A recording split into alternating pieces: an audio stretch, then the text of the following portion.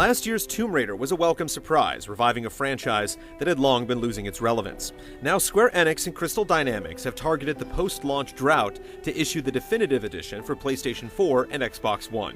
We've run through the beginning of each version to see how they stack up. For those who haven't played it yet, the latest Tomb Raider is an origin story, stranding a young Lara Croft and her crewmates on a strange island and dragging them into its mysteries as they desperately search for escape. From jungles to caves to ruins, its varied environments are wide enough to encourage exploration, while access to new areas comes as the story provides new equipment-based traversal options, like prying open doors or climbing cliff sides. Optional hidden tombs scratch the puzzle-solving itch as you play with fire and weight mechanics to manipulate rudimentary contraptions. You don't have to keep Lara fed, but the theme of survival serves as context for character progression. Hunting wildlife and scoring headshots nets you XP to unlock more skills, while scavenging salvage crates gives you resources to upgrade weapons. An island full of hostile castaways brings combat to the forefront as you use your bow for silent kills or turn to quicker but louder firearms. Please. Structurally and mechanically, Tomb Raider Definitive Edition hasn't changed. It does include the original game's DLC, however, including extra multiplayer maps and various outfits for Lara. So if you've ever been worried she might succumb to hypothermia in that skimpy tank top, you can suit her up in something warmer. The biggest differences come through a wide range of graphical updates. Texture resolution and draw distances have been increased, smoke behaves more realistically, there's better lighting and additional particles.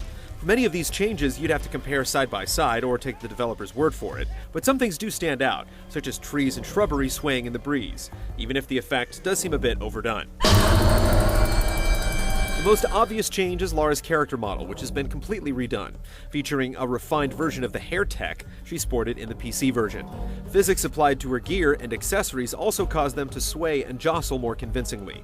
While she looks better in gameplay, her face has changed enough for her to look like a different person, and there are moments during close-ups that seem off-putting, as if she's less capable of expressing emotion. There's been much chatter about frame rate, and it is true that the PS4 version runs better than the Xbox One.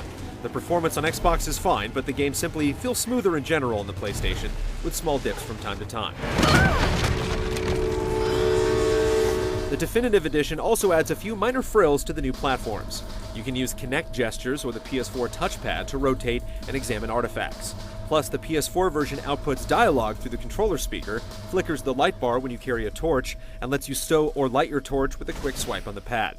Both versions support voice commands for things like switching weapons, although there's little reason to abandon the quick response of the control pad.